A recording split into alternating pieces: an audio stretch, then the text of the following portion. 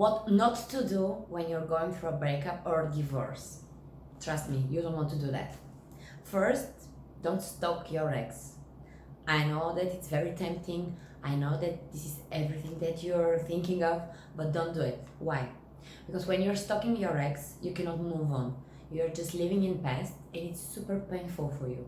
So I propose you to be really gentle with yourself and make the big decision not to stalk your ex. You just don't go on his social media profile.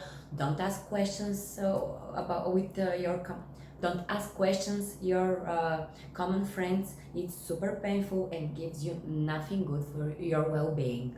And what is our main purpose? Your well-being. I know that this is easier to say than and so much more difficult to do. So if it's really not possible for you not to stalk him, you can try to give yourself like 3 days or 1 week that you're going to be obsessed about him or her, and you're going to watch every step and imagine everything that he's doing right now, with whom he's doing it. Give it yourself time, go there deeply, dive into it and see where it goes. But after that, when you have your time with painful experience and self-hurt, you just make the decision and move on and stop watching it. I don't know if it's polite to block him or delete it. I don't know, but it's impossible not to follow him. Okay, promise. Second thing that we are all doing when we are dealing with something bad in our life, it's suppressing our emotions. Yeah, it's the game that I'm okay, everything is fine, my life is perfect, I have so many other things to be grateful for. Yeah, but no. When you are breaking up with someone, it's like being sick. You cannot do it without going into bed for at least a couple of days, sometimes couple of weeks. It depends on your inner world and how you really feel inside, but don't speculate with that. It's not good for your health. Let's imagine that dealing with a breakup, it's like a bowl, and all these emotions, negative emotions, are in the bowl, and we put it under the water and we push it with our hands. Yeah, at the beginning it's okay, I can push, but during the time, imagine after 1 week or 1 year pushing this thing down, your whole arm is going to hurt you, it's going to be super painful for you. At the end, it's going to go up with such a tension that you're not going to be able to control it. So please don't suppress your emotion. We're going to have a whole episode about it, how to deal with emotions, but suppressing them is the worst thing you can really do. Okay, so don't hide yourself in work. Some magazines and some psychological specialists say it's good to work a lot. It's not indeed. It's like hiding from your problem. It's like suppressing your emotions. No, you feel like shit. So act like it. Don't be the best professionalist in the office. Don't work late hours. It's not good for you.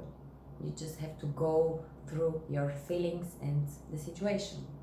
Okay, so, and the last thing is, don't fuck around. I know it's tempting. I know that you want to uh, prove to yourself and to your ex that everybody desires you, and that your ego is very special, and you're an amazing person and everybody wants to be with you. But so when you're dealing with a breakup, it's very important not to fuck around, not to sleep with random people just because you feel down and you want to higher your self-esteem. This is not going to work for you, because let's face it, if you spend the night with unknown person, you're going to feel awful again the next day. We just need some time to go through our feelings and suffering, and to respect that even our body is missing someone. So it's not fair for your relationship even to fuck around. So if you cannot do it, please don't do it. If you feel the deepest need to hurt yourself, okay, 1 to 3 persons, but again, make something like a contract with yourself. Like, I really need to feel worse, bad, because I feel like a bad person and I want to hurt myself with having random sex. Also, alcohol and drugs. It's very tempting, Maybe for one night you can get totally wasted, or for 2 nights, but please don't go there because it's just making everything worse. Because when you add alcohol to your breakup mix, you're feeling like a bomb, no, like a bomb who can explode every moment now. So yeah, drinking maybe 1 or 2 days. You're going to be surprised, but eating, I think that if you can spend 1 or 2 days eating ice cream or chocolate because it's really soothing you, it's not that bad. But if you spend the whole month eating sugar, imagine how you're going to look at the end of it. So let's not go there.